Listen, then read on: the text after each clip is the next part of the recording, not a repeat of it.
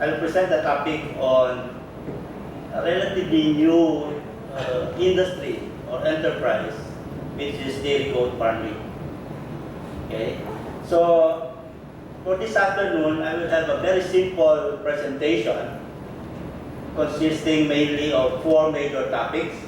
Introduction, I just want to emphasize the importance and the growing interest on dairy goat production, not only in the Philippines, but in Asia as well as in the whole world.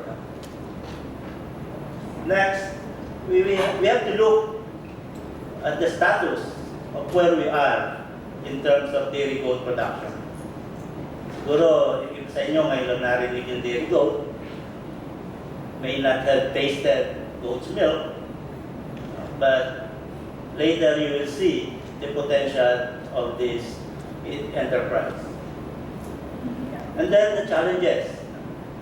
Since the series is about development, we have to look at the challenges as well as the strategy and approaches towards maximizing or maximizing the potential of dairy goat. Okay, so let me begin with the introduction by presenting to you some statistics about dairy goats, since most of us are not familiar with this species. Okay, so from China, Australia, India, Pakistan, Iran, as well as Asian countries. I did not include the Philippines because later on you will see where we are. But look at these statistics in terms of population. India, of course, is the most number of, these are dairy goats, not the meat type. There are 2 types of goats, actually 3. The dairy, the meat, and the fiber type. Okay. Our interest is about the dairy type. Okay. So the most number can be found in India, followed by Iran, China, Indonesia in Asia. Okay. So there's a number of these animals for the main reason that these are under the care of the smallholder. And also when we speak of dairy goats, some of them may be used for dairy purposes probably once a year. They're not totally dedicated for dairy purpose. Okay. Now look at the milk yield. The highest can be found in China and Australia, but if you look at Asia, we're down below not even average of 1.5. Okay. To put it in context, dairy cattle in the Philippines can produce on the average about 10 to 12 liters. Buffalo, probably about 6 to 8 liters. Dairy goats, about 1.5 in Asia. That is a high estimate. But it can reach up to 4 liters, as in the case of China. Okay. Now, the amount of milk produced is not only based on the individual capacity of the animal to produce, but as well as on the lactation period, how long they can produce milk. Okay? Ideally, it should be 9 months. Okay? But look at Asia. It's very short. Some may not even last for 3 months, and they start to dry up. Okay, so the yield per animal per year or per lactation is very small. Okay. Now let us look at the price relative to cow's milk. Just to give you an idea, it is about 2 times the price of cow's milk. It can go as high as 3. Australia, I see that 5 times because of its novelty in the case of Australia. But in the case of other countries, it's because of supply and demand. Others, it's because of the health benefits. So there are many reasons why the price of goat's milk relative to cow's milk varies. Okay, now how important is dairy goat production now? Okay, in 2012, stakeholders within Asia Australasia, those that are in the academe, in the research institutions, realized the importance of dairy goats, especially for smallholders. And so they put up this Asian Australasian Dairy Goat Network, okay, to promote dairy goat farming in Asia Australasia. It invites all stakeholders, academics, researchers, private individuals, anybody who are interested with dairy goats. So it's a loose organization. Although it has held already 2 conferences, okay, to gather information, share knowledge about dairy goats, and in so doing promote dairy goat production and research. We are part of this network, and hopefully with our development in dairy goat production, we will be contributing to this network more substantially in the future. So the 3rd conference will be in China. The last conference was in Indonesia. That's the reason why I was here, because CIRCA granted me a travel grant to attend this conference.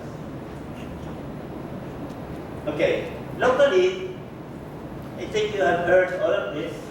According to Secretary Monteo, I don't know if you will believe this, but according to him, goats can turn the country into a land of milk in 2 years. Sana. The goat that many of us believe that is actually a gold mine. So these are, very optimistic pronouncement from the Secretary of Science and Technology. So PICARD, which is the research arm of USD in agriculture, will implement a 3-year project with an aim of the following. By producing, according to them, by producing goat's milk, we will ease the country's importation of milk.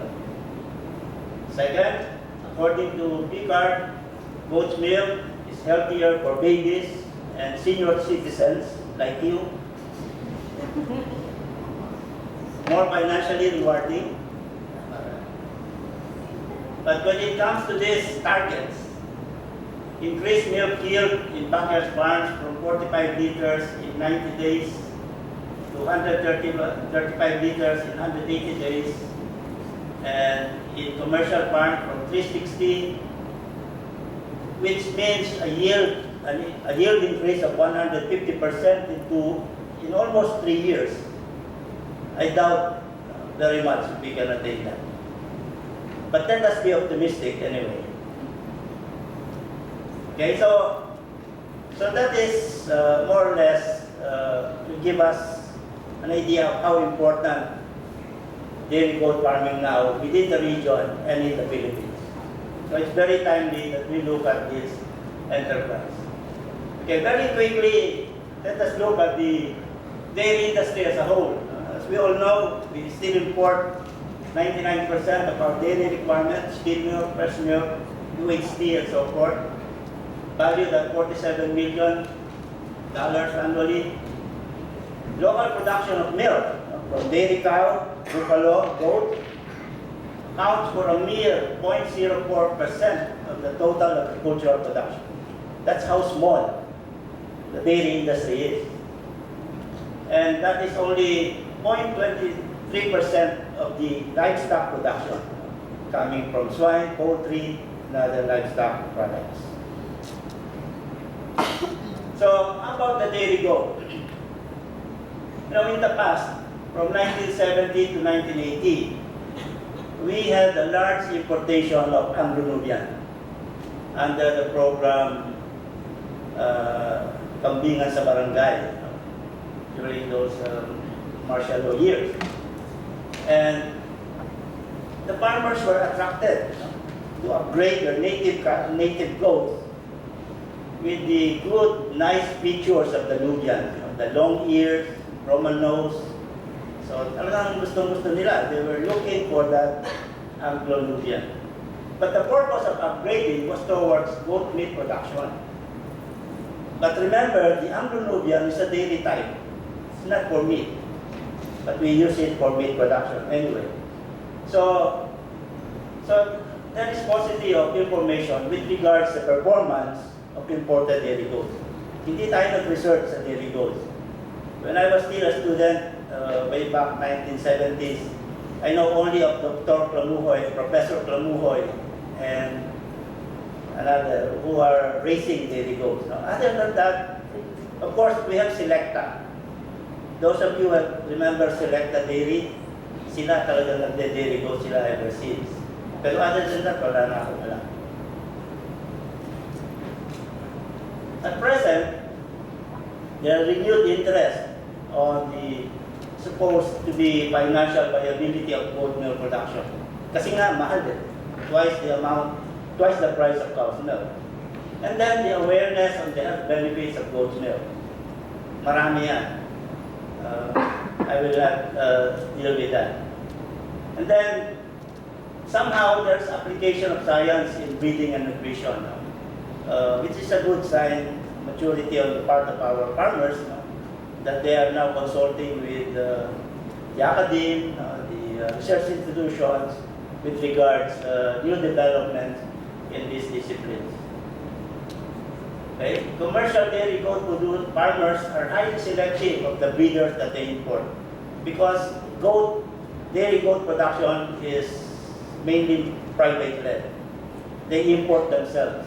So talagang pinipili nila yung magandang packs with records for their improvement. Unfortunately, there is lesser government support vis-a-vis the other milk sources. We have the PCC for buffalo, we have the NDA for cattle, but nothing for dairy goat.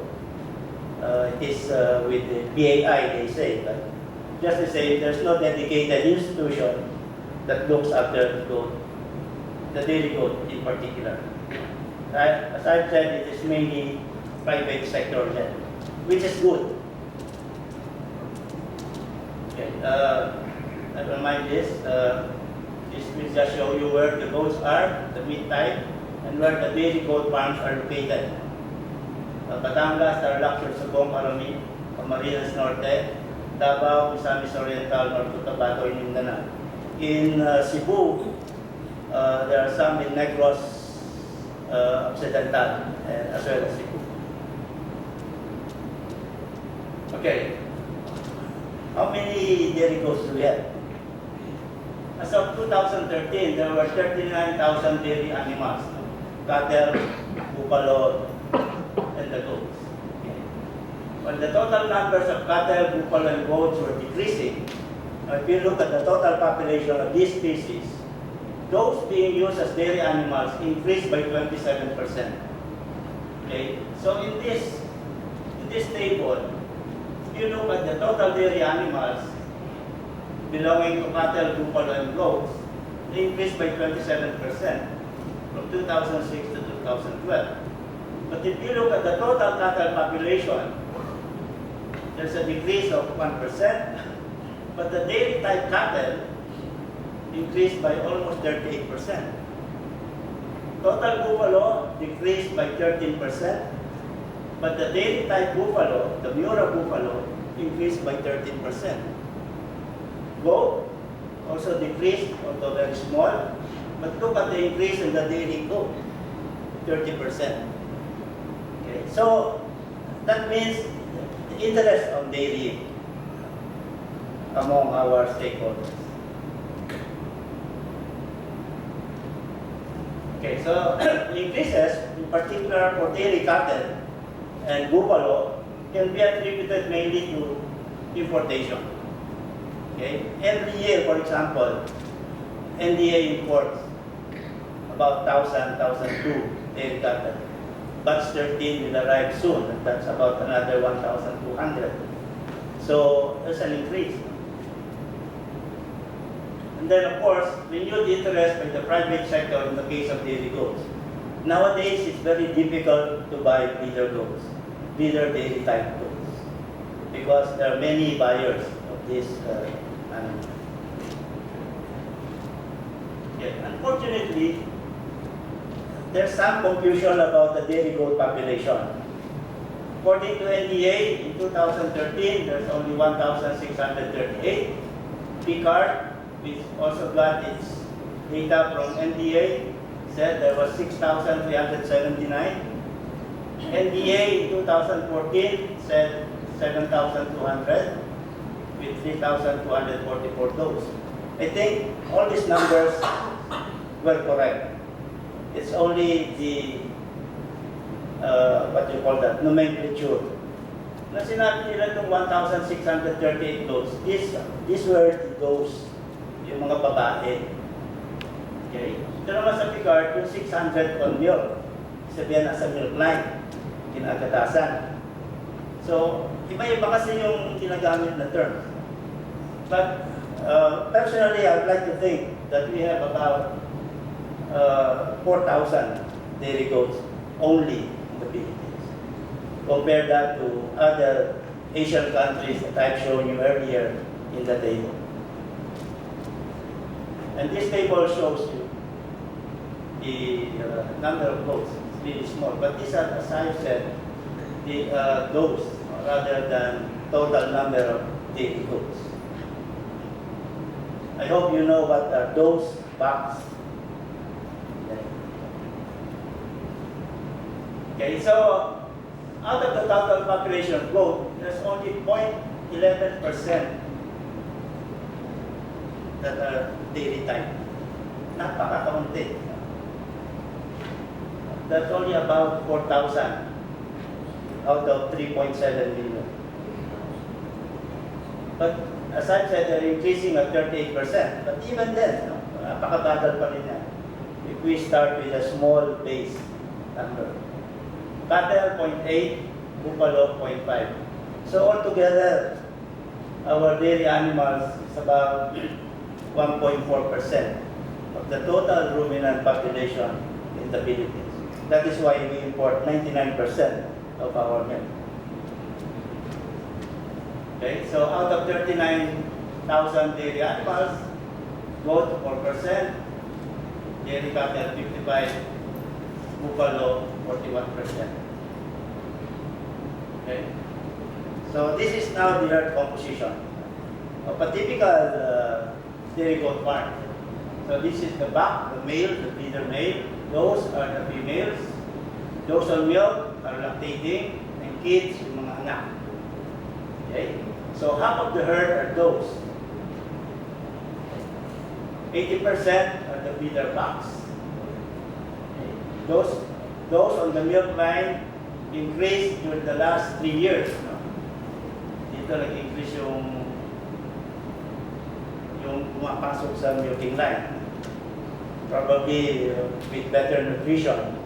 There are more those that are in the milking line.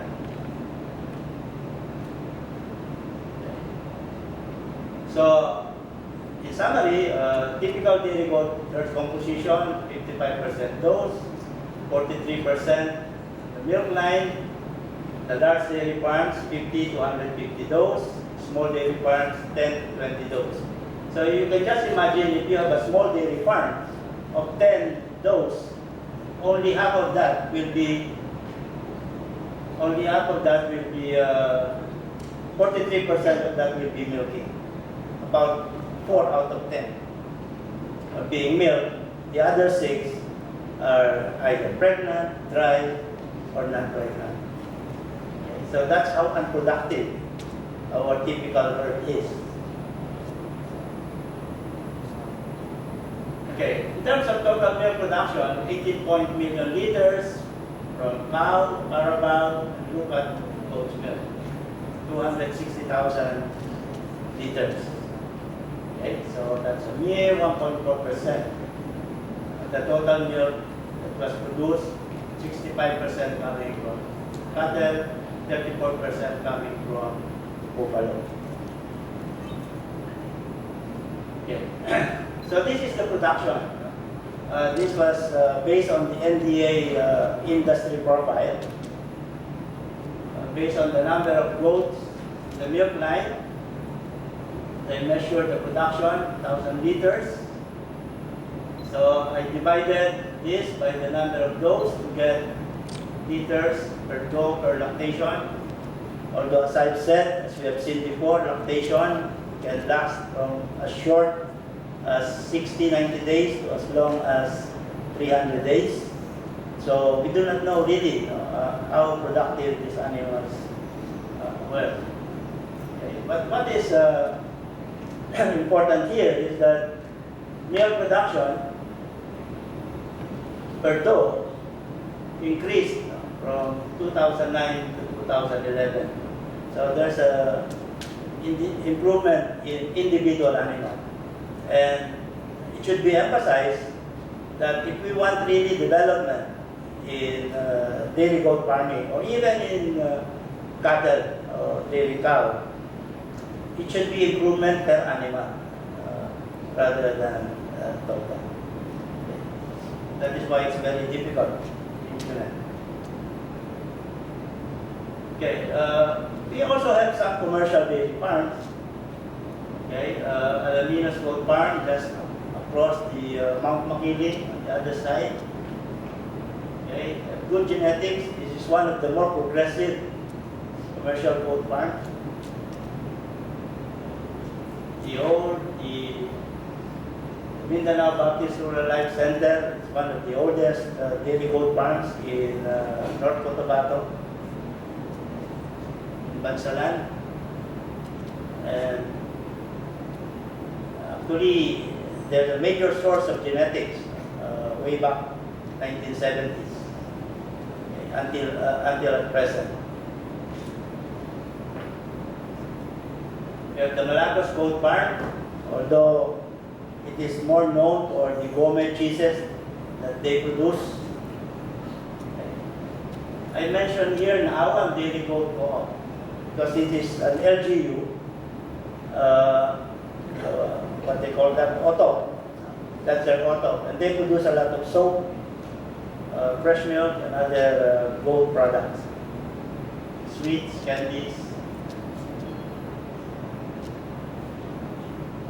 Okay, breeds of dairy goats. Very quickly, we have the native goat. Let's forget about it. We just produce 66 kilograms in 187 days. So very small. So it's not a dairy type. It's not a dairy type. The purebreds, these were believed to be introduced as early as during the Spanish colonization. That's why we have this, the Jangas goat. For those who are aware of this, the Jangas goat, General Santos now, was formed out of the importation during those earlier times sa Anen, Anglo-Nubian. Unfortunately, we cannot find it anymore. But at least in my lifetime, I saw it. It's a beautiful animal. Pero nawala na yan. So, it's a cross, probably of Nubians, Alpine, and Saanen. So now, here in the Philippines, we have these purebreds. Okay, Anglo-Nubian, Saanen, Togolberg, Alpine, La Mancha, Over Husky. Okay, these are dairy type animals. Most of them are from Switzerland. So goats are from the cold environment, but they can live also in deserts. Nubians are desert type goats. They call it Anglo because we cross it with the English goats. They are naging Anglo-Nubian. So they can thrive from the desert to the highest Alps. That's how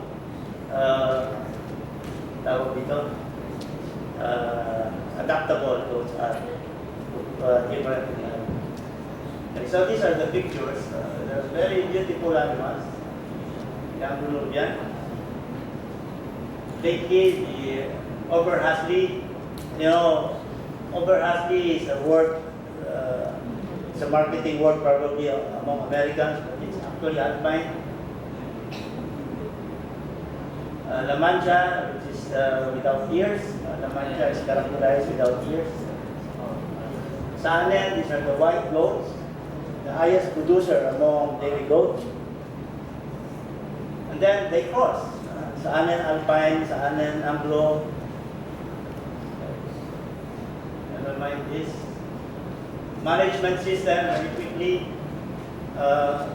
Most of the dairy goats are raised in confinement on elevated houses. Okay. For the simple reason for the control of worms and respiratory diseases. So if you want to raise dairy goats, they should be raised on elevated floor. Feeding system. Now, remember, goats are mainly browsers. They are not grazers. So it means that about 70-60% of their diet should be herbs or browse, the broadleaves, and only about 40-30% should be grasses. If we feed them all grasses, mabubuhay siguro sila, but they're not happy. They want variety. We have seen pictures of goats feeding on barks rather than on leaves, because they're in search of minerals. If you will look at goats, there is no such thing as goat fattening, because goats do not fatten. Huwag niyo sasabihin goat fattening, baka may ganong proposal, hindi totoo. Because that's why goats are very active animals, no? They have to jump and run around to expend energy. Ganun ang goats, kaya sila malikot. Okay? Then, so, the feed should be mainly legumes. Because that is, legumes are browse plants.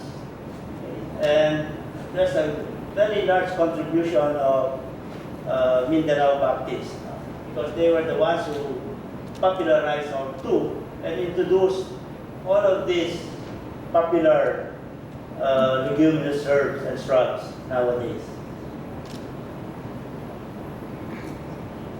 So, lately, there's Indigofera. Indigofera, as we all know, is used for the production of dye, indigo. Pero gustong-gusto rin ang kambing. Limedia, not as palatable but very drought resistant.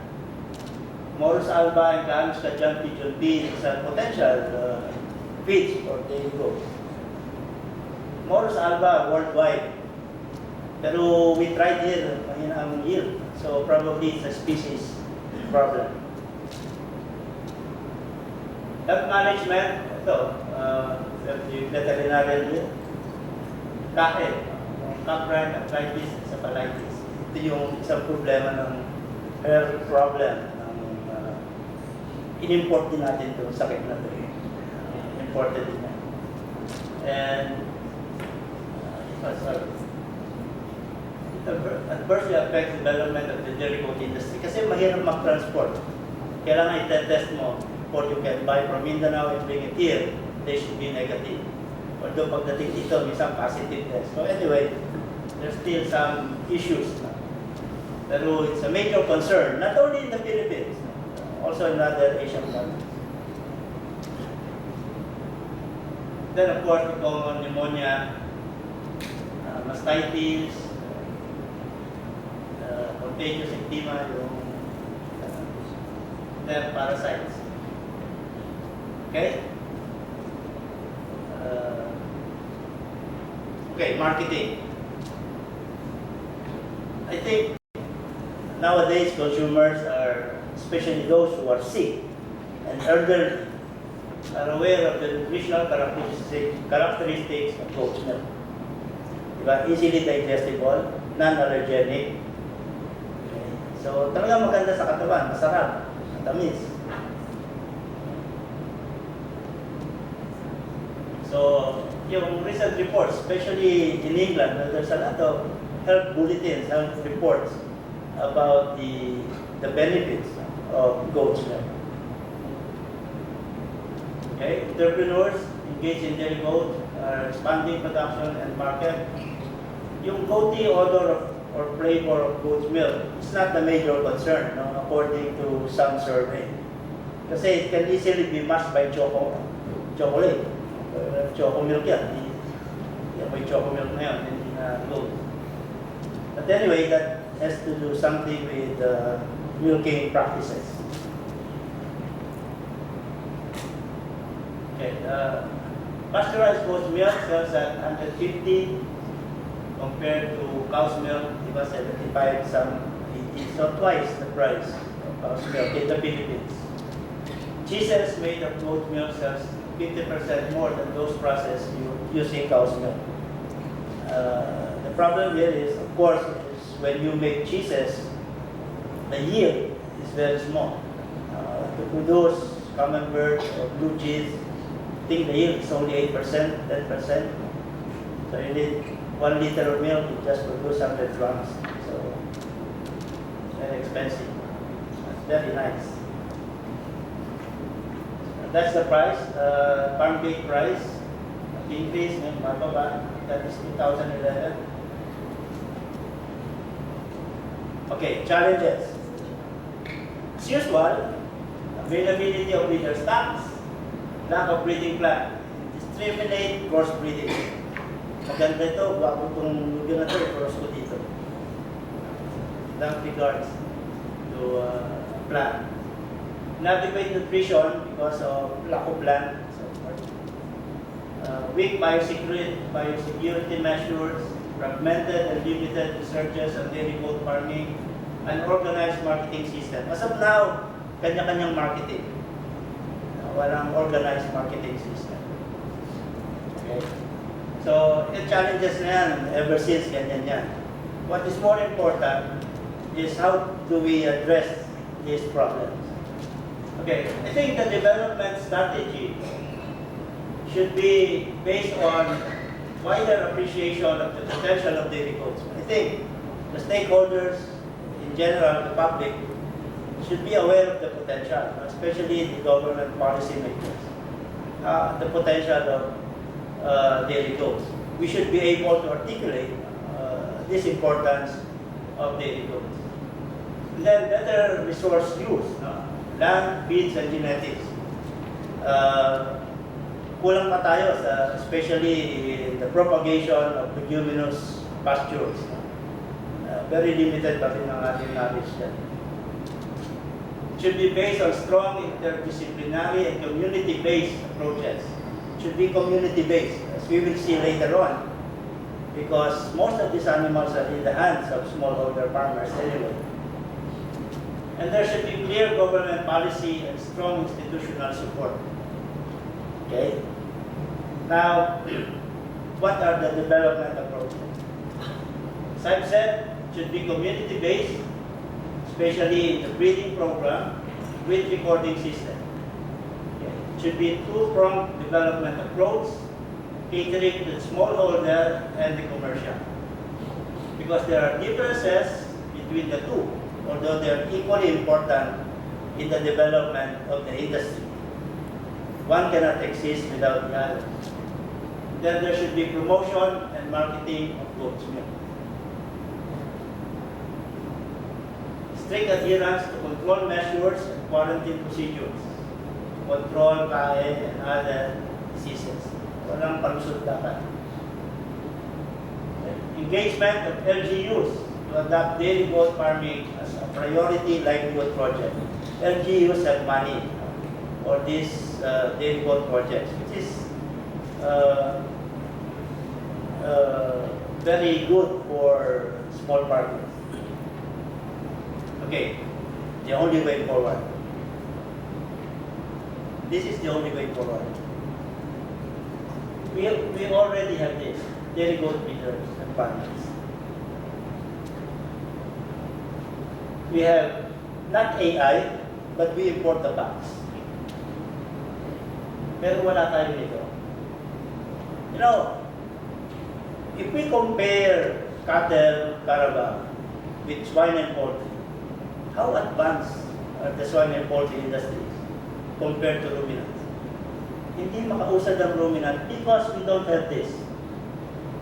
Kahit na anong gawin importation yan, as long as wala yan, walang mangyayari sa ating ruminant industry. Okay. Kahit na taon-taon mag-import tayo ng bulls, whatever. Kasi pag ginamit yan dyan, nanganak, maganda, o pagdireta yan, wala na. Tapos na yun. There is no improvement. As I've said before, the improvement should be based on individual animals, no? Individual performance. So, yung top 10%, kunin natin. Yun ang gamitin natin. With time, pag ikot ng ikot yan, we will have elite herd. Magiging parang baboy at Legor na rin. Magkakamukha na yung kambing. Diba? Ang tawa niya. Dahil ganun talaga yun. No? That is why, yun nga, yung cattle, beef cattle natin, hanggang ngayon, ganun pa rin. Yung Carabao natin, dapat huwag nang pakailaman yan. Let the Carabao stand as Carabao. Huwag na natin gawing new rayon. Carabao na nga. Okay. So, dapat may action plan. No? I'll just give an example.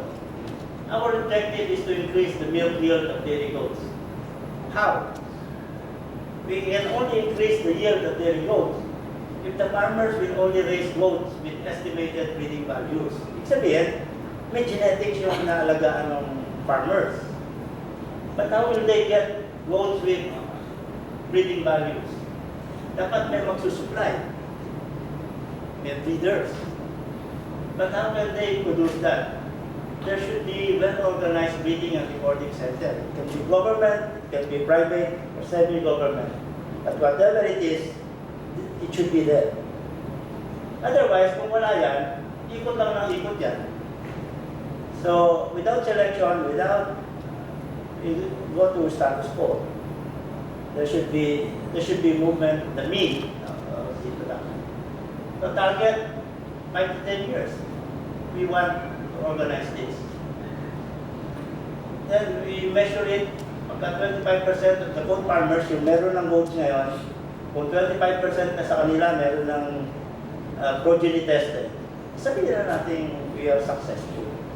And that will not take, sabi nila, 2017. Even with this, we will not increase milk yield by 150%.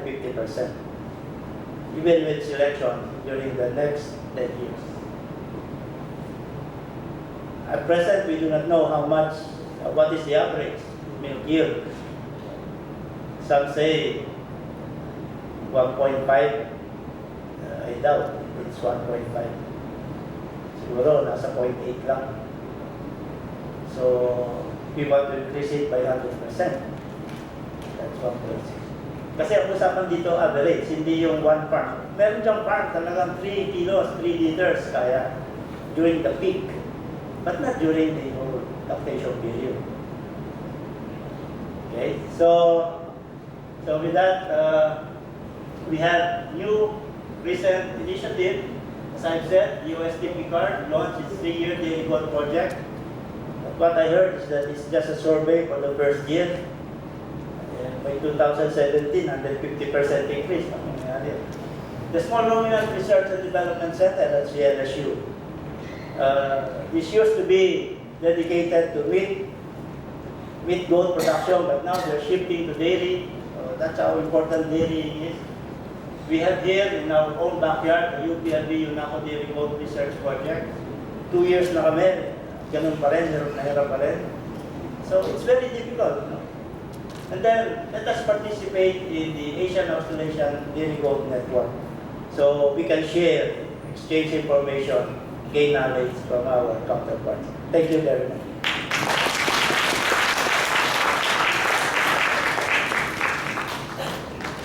Thank you very much, Dr. Sevilla, for walking us through the development and growth of goat farming in the Philippines, as well as the status and challenges faced by the industry here in our country.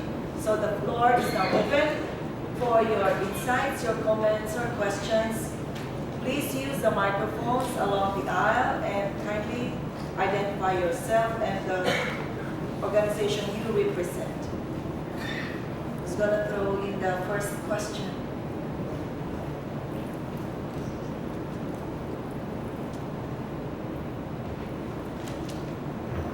Is magbantay or lucky. Yeah, please.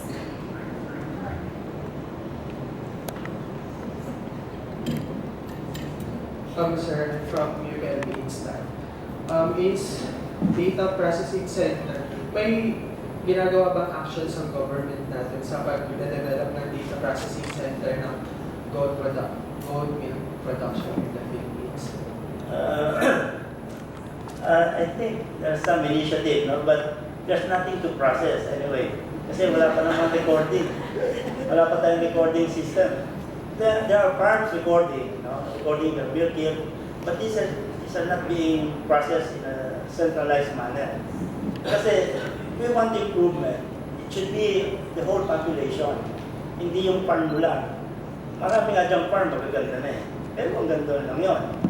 Ang gusto natin, yung national average natin, just like Australia, France, and other countries, ang average nila tataas. Pagka bumili ka ng kambing, assured ka na it will produce. Kasi meron siyang parang guarantee, no, based on records. So yun ang gusto natin mangyari. Kasi ngayon, mahirap mag-invest. Hindi mo alam kung makukuha mong kambing. Baka bigyan ka lang ng kalahating litro araw-araw. Ang mahal-mahal ng kambing. It's about 15,000-20,000 each. Yung 7 months, 8 months old, breedable. Now, that's how expensive breeders are.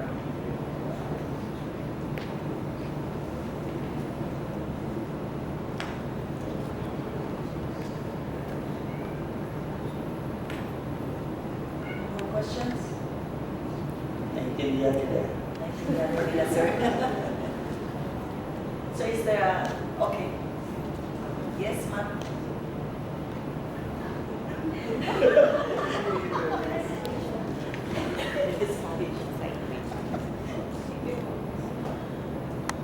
Banda Magpantay po from UPLB.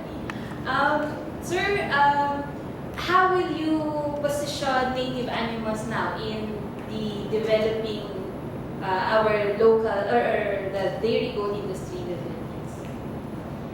The native animals will be good for meat production. Let us not dilute our native animals for building them towards dairy kasi talagang wala. Let us just maintain our initiative of its contribution towards meat, goat meat production.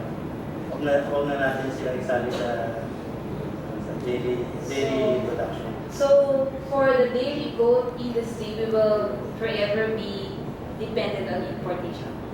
Hindi. Dapat nga, hindi na tayo nag-i-import with the number of, kailangan ng selection. No? Multi-breed selection. Siguro, that's why, ang dami natin geneticists dito, walang magawa. Eh. Dapat din ang ginagawa nila. Hindi talaga. Totoo lang. Breeders yata. Kasi, if we look at other countries, kasi they all start with breed society. Okay? Sa Anen, ang Peruvian, ang cattle, Brahman, di ba? Kanya-kanyang breed society, kaya nati-develop yung breed. No? But in this case, nag-import na tayo, mga purebreds, supposedly, quote-unquote purebreds, iselect na natin. Kasi the other consideration here is that dairying is not an easy enterprise. It's a 24/7, highly complex, labor-intensive, capital-intensive system. Pero does not mean to say na hindi natin sasali smallholder. Ang role ng smallholder is for rural nutrition. Yung commercial for commercial market. Okay? So, sabi nga, two-pronged, siguro yung native will have something to do with the rural development program. Kaya, trabaho niyo yun as geneticist. Huwag ako tanungin niya kasi. Pero that's a problem that I see. And that's the model that we saw in Taiwan. they import purebreds, but they do local selection and breeding. So they develop their local breeds pa rin. Parang ganun, sir. So I hope ganun din mangyari sa Philippines.